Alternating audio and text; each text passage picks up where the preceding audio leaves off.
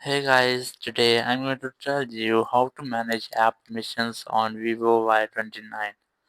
If you are using Vivo Y29 and now you want to manage your app permissions, so let's see how can you do this.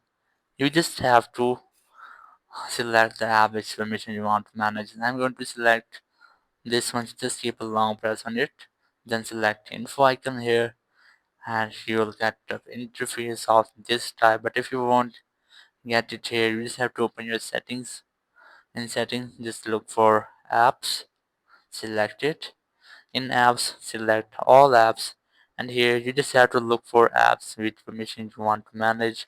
As I'm going to manage permissions of this one, so just tab on it, and here just look for permissions, and here you just have to select the permission which you want to manage. And I'm going to select the microphone, just tab on it, and here you can easily select if you want to allow your app to access your microphone. If you want to don't allow, just select don't allow. So in this way you can easily manage your all permissions of any app.